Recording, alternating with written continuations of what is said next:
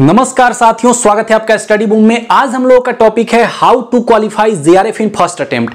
कई ऐसे अभ्यर्थी हैं जो 2-3 बार नेट तो निकाल लिए होंगे लेकिन उनका जेआरएफ ही नहीं क्वालिफाई हो रहा होगा, और कई ऐसे अभ्यर्थी होंगे जो पहली बार एग्जाम में बैठ रहे होंगे या बैठने की सोच रहे होंगे और उनको लग रहा होगा कि पहले प्रयास में ही हमको जेआरएफ ले लेना है। तो मैं वैसे ही उन सिंसियर स्टूडेंट्स के लिए ही ये वीडियो बना रहा हूं जो सच में ऐसे अपने दिल में ये डिजायर लिए हुए बैठे हैं। टू द पॉइंट में बात करूंगा और सिलसिलेवार में बताऊंगा, एक एक चीज को, कुछ टिप्स में बताऊंगा, उसको आप फॉलो अगर करते हैं तो आप सच में आपका पहले अटेम्प्ट में ही आपका जेआरएफ क्वालिफाई होगा। ठीक है, तो वीडियो में अंत तक बने रहिएगा। सबसे पहले आप देख लीजिए कि पेपर 1 और पेपर 2 दो पेपर होता है।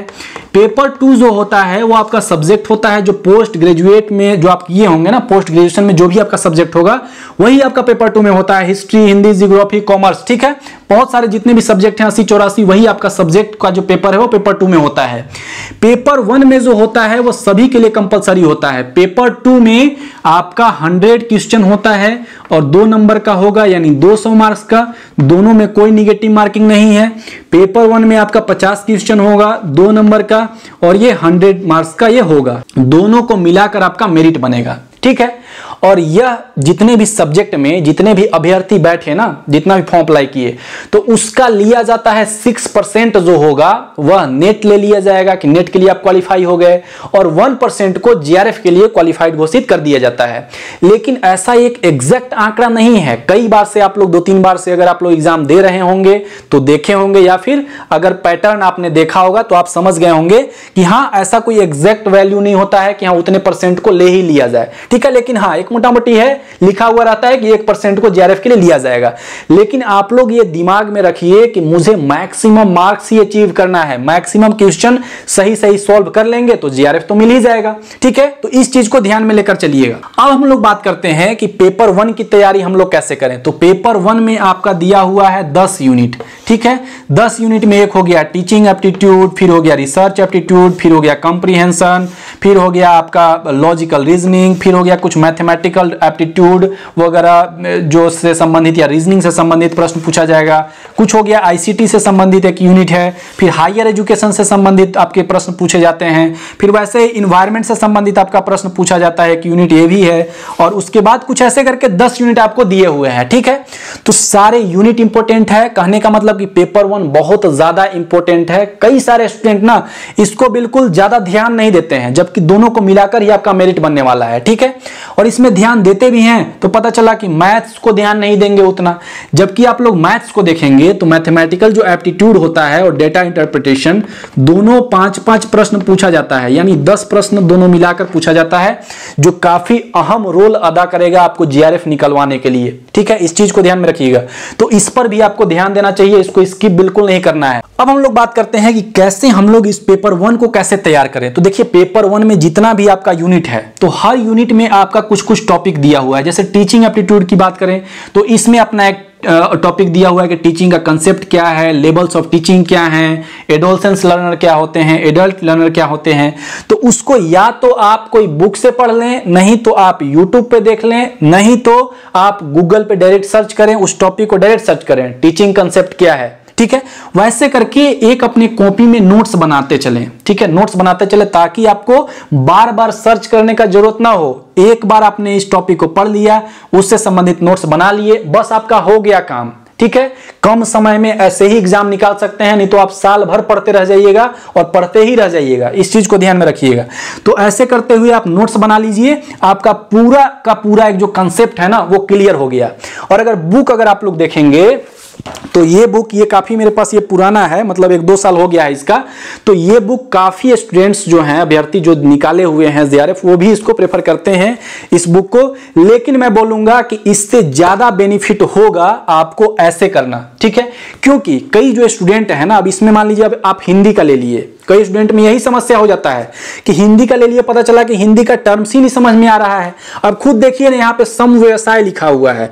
अब कई स्टूडेंट कंफ्यूज होते हैं, भला ही आप लोग मत बताइए, ये चीज कंफ्यूजन होता है कि हिंदी और इंग्लिश में, और वहां भी जब आप बैठिएगा ना तो हिंदी और इंग्लिश में बहुत ज्यादा कंफ्यूजन होता है कि आप एक बार हिंदी पढ़िएगा, फिर उसको आप हिंदी से इंग्लिश में देखिएगा, कंप्यूटर पर जब आप एग्जाम देने जाइएगा तो वहां पर आपको बहुत ज्यादा कंफ्यूजन होगा कि अरे यार हिंदी तो समझ ही नहीं आ रहा है, फिर उसको इंग्लिश वाले में ट्रांसलेट किए, फिर इंग्लिश देखे, अब उसमें भी बहुत सारा चीज समझ में नहीं आ रहा है, क्योंकि हम लोगों का वैसा तैयारी ही नहीं होता है। हम लोग या तो हिंदी पढ़ेंगे या तो इंग्लिश पढ़ेंगे, नहीं तो दोनों को थोड़ा थोड़ा मिक्स करके पढ़ेंगे, ठीक है, इसलिए समस्या होता है।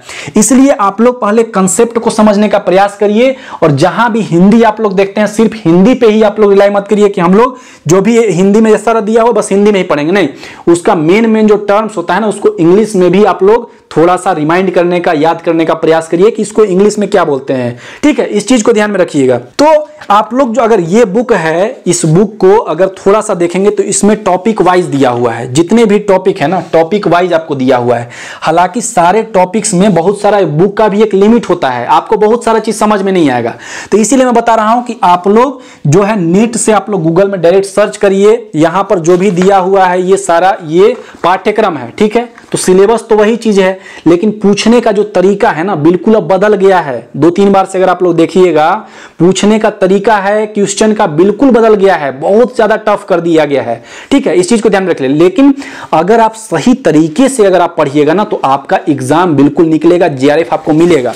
तो ये आपके पास सिलेबस पहली बात की होना चाहिए, ठीक है, सिलेबस आप अलग से भी निकाल सकते हैं, या फिर अगर ये बुक लेंगे तो ठीक है।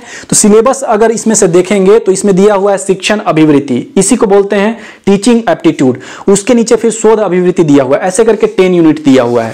तो हर जो भी आपके यूनिट हैं, यूनिट में आपके टॉपिक दिए हुए हैं, जैसे हर जो यूनिट है ना उसका अलग अलग आपको टॉपिक दिया हुआ मिलेगा।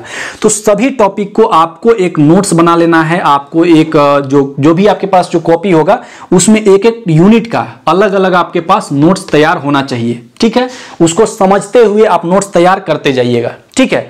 और कुछ चीजों को रटना भी पड़ता है, सिर्फ समझने से काम नहीं चलता है, अभी हम लोग उस पर चर्चा करेंगे, ठीक है, क्योंकि पहले का जो सिलेबस था ना बहुत सारा रट के भी एग्जाम निकाला जाता था और जीआरएफ भी निकाल लेते थे, ठीक है, अभी भी आपको रटना पड़ेगा, अपने कंठ विद्या पे बिल्कुल आप लोग भरोसा करिए, ठीक है, कंठ विद्या बहुत आपको हमेशा काम देगा।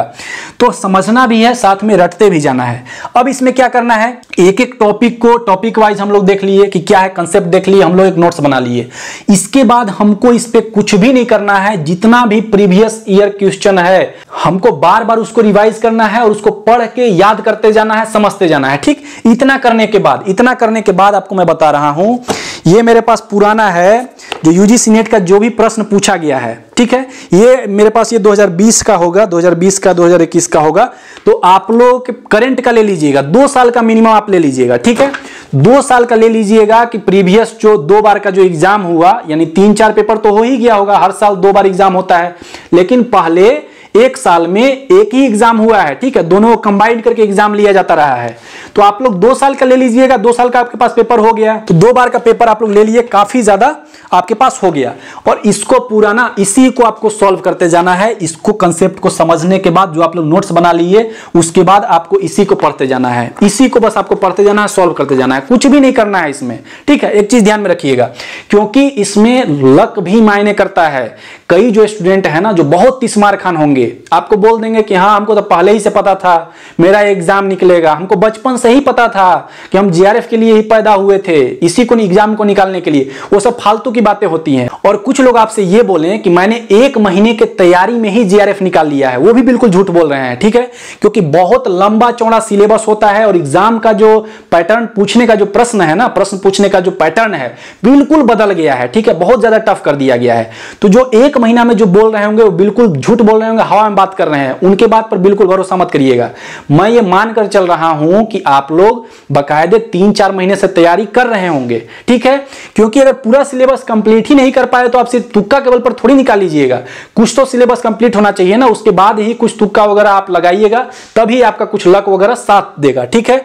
और मैं उस पर ज्यादा भरोसा नहीं करता हूं। तो देखिए ये जो है ना, ये जो आपका प्रीवियस ईयर जो भी आप लोग लीजिएगा, ये यूथ कंपटीशन का है, आप लोग देख सकते हैं, तो आप लोग उसमें कोई भी आप लोग ले सकते हैं, बहुत सारा का आता है, लेकिन यूथ कंपटीशन का ले लीजिएगा, इसमें अच्छे से दिया हुआ है सारा जो भी है कि जो भी प्रश्न पूछा गया है उसको अच्छे तरीके से इसमें एक्सप्लेनेशन भी दिया हुआ है, ठीक है। तो ये आप लोग ले सकते हैं, तो इसको आपको पढ़ना है, बाकी कुछ भी आपको पेपर 1 में नहीं करना है। चाहे आप ऑनलाइन भी सॉल्व करिए, टेक्स्ट बुक वगैरह जो आता है, या फिर आप जो मैंने अभी दिखाया आपको यूथ कंपटीशन का जो प्रीवियस ईयर्स का 1-2 साल का ले लीजिए, उसी को बस बार बार पढ़ते जाइए, इसके अलावा आपको कुछ भी नहीं करना है। चाहे कोई कुछ भी बोले, कुछ भी आप लोग मत करिए, पेपर 1 को बस ऐसे ही तैयार करिए, ठीक है।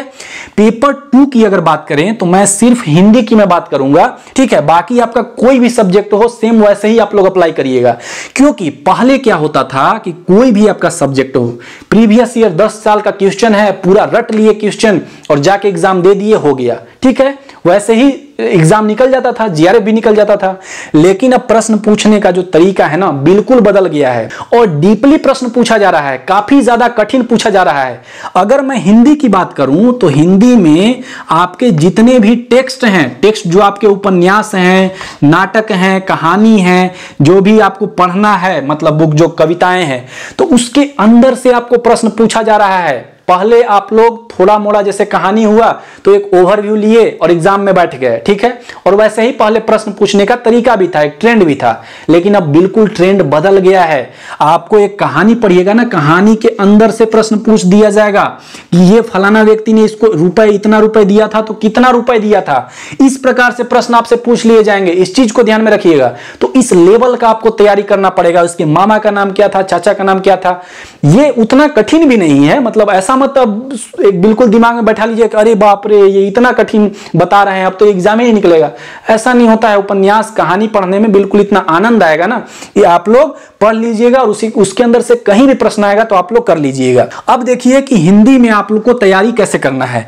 तो हिंदी में क्या है कि आपको प्रीवियस ईयर क्वेश्चन आपको एक ले लेना है। देखिए मेरे पास जो है ये काफी पुराना है हिंदी का, ये एजीपी पब्लिकेशन का है, तो काफी ये पुराना है, 2-3 साल पहले का। इसमें 2019 तक लगभग दिया हुआ है प्रश्न पेपर। लेकिन आपको अभी करंट का लेना है, चाहे तो एजीपी का रांची में आपको नहीं मिलेगा, यूथ का आपको मिल जाएगा। तो यूथ का आप लोग ले लीजिएगा 2023 जो करंट का जो आपके पास होगा, तो वो आप लोग जरूर ले लीजिएगा, ठीक है। 2023 में जो अभी प्रीवियस जो प्रश्न पूछा गया था ना, तो वो सारे प्रश्न आपको वहां पे मिल जाएंगे, तो वो आप लोग ले लीजिएगा। और आपको घोर के पी जाना है। मैं ये चीज बार बार बोल रहा हूं कि ये जो मैं दिखा रहा हूं, चाहे आपके पास यूथ का हो चाहे एजीपी का हो, कोई भी हो, जो प्रीवियस ईयर जितने भी प्रश्न ये पूछे गए हैं, ठीक है, जितने भी प्रश्न पूछे गए हैं, आपको बिल्कुल घोर के एकदम पी जाना है इसको। और हर कोई इसको याद कर लेता है, आप क्यों नहीं याद कर पाइएगा, ठीक है। हर कोई याद कर लेता है, क्योंकि उसका पोस्ट ग्रेजुएशन में वही रहता है और वही चीज पढ़ रहा होता है। ऐसा थोड़ी है कि अभी वो 1 महीना में आपसे याद हो जाएगा। ऐसा तो आप लोग नहीं सोच के आ रहे हैं ना कि हाँ 1 महीने में ही ये पूरा हम लोग प्रीवियस ईयर क्वेश्चन सारा 10 साल का रट जाएंगे,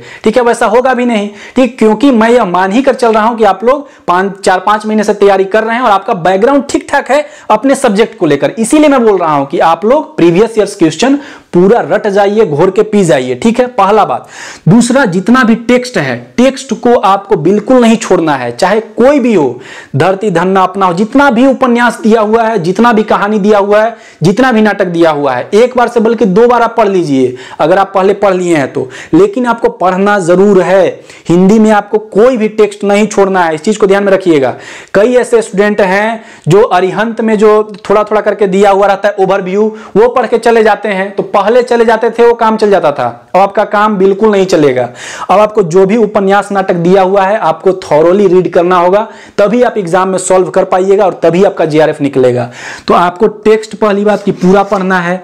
दूसरा बात कि प्रीवियस ईयर्स क्वेश्चन जो है वह प्रीवियस ईयर्स क्वेश्चन पूरा रट जाना है, घोर के एकदम पी जाना है। और तीसरा बात, अगर आपको समय मिले तो आचार्य रामचंद्र शुक्ल की जो बुक है ना, आचार्य रामचंद्र शुक्ल की जो है वह हिंदी साहित्य का इतिहास जो है, उससे हमेशा प्रश्न पूछे जाते हैं, चाहे वो असिस्टेंट प्रोफेसर में हो, यूजीसी नेट में हो, कहीं भी हो, ठीक है। आचार्य रामचंद्र शुक्ल मतलब बिल्कुल ना जेम्स बॉन्ड की तरीके के हैं, तो इनसे हमेशा प्रश्न पूछा जाता है। तो अगर समय मिले तो आप ये पढ़ लीजिए और नहीं मिले तो छोड़ भी दीजिए, कोई बात नहीं। जो भी आप पहले पढ़ रहे होंगे, जो भी आपके पास एक बुक होगा हिंदी साहित्य का इतिहास का, जिससे आप लोग समझ रहे होंगे कि कैसा है कंसेप्ट, तो आपको क्लियर होना ना चाहिए, और कहीं से तो कर रहे होंगे ना। वैसे ही या तो आप इससे या तो कोई भी बुक से आप एक पढ़ लीजिए, नहीं तो यही बुक रखिए, क्योंकि इससे प्रश्न अंदर से हूबहू उठाए जाते हैं, हूबहू यहीं से प्रश्न उठाया जाता है, ठीक है। तो इससे भी प्रश्न पूछे जाते हैं। तो हिंदी साहित्य के इतिहास के लिए एक ये बुक आप लोग जरूर पढ़िए और बाकी कुछ मत पढ़िए। कई लोग बोलेंगे गोविंद पांडे सरस्वती पांडे का बुक है, तो वो भी आप लोग ले सकते हैं। मैं ये नहीं बोलूंगा कि वो सारे बुक आप लोग ले सकते हैं, लेकिन आपको फर्स्ट अटेम्प्ट में अगर निकालना है, समय बिल्कुल कम है, तो आप लोग ज्यादा ध्यान ना दें, क्योंकि आप लोग यहीं पीएचडी मत करने लगिएगा। पीएचडी बाद में करने का आपको मौका मिलेगा। ये सिर्फ आपको एग्जाम निकालना है। तो एग्जाम निकालने के लिए आपको बस ये चाहिए कि किस प्रकार से हम लोग एग्जाम निकालें, ठीक है। और प्रीवियस ईयर्स क्वेश्चन जब देखिएगा ना, इससे बहुत आपका मदद मिलेगा, बहुत हेल्प होगा। यही समझिए कि आपका एक बुक हो गया, ठीक है। मैं 100% गारंटी दे रहा हूं कि जिसका फर्स्ट अटेम्प्ट में नेट भी नहीं निकला होगा ना, वो नेट सिर्फ प्रीवियस ईयर्स क्वेश्चन कर ले तो उसका नेट निकल जाएगा, ठीक है। और जीआरएफ के लिए बस ये आचार्य रामचंद्र शुक्ल का एक बुक पढ़े, गोविंद पांडे सरस्वती पांडे का भी ले सकते हैं, लेकिन मैं ज्यादा बुक्स को यहां पर नहीं बताऊंगा, क्योंकि ज्यादा बुक्स पढ़ भी नहीं पाइएगा, ठीक है। पहले से पढ़ रहे होंगे तो ठीक है, अभी आप लोग ज्यादा मत ध्यान दीजिए। बस आप लोग टेक्स्ट को पूरा पढ़िए और प्रीवियस ईयर्स क्वेश्चन को पूरा रट डालिए, आपका 100% है कि जीआरएफ निकलेगा। आशा करते हैं फ्रेंड्स ये वीडियो आपके लिए बहुत ही हेल्पफुल रहा होगा। कुछ भी डाउट होता है तो कमेंट करके जरूर बताइएगा। धन्यवाद, मिलते हैं हम लोग अगले वीडियो में।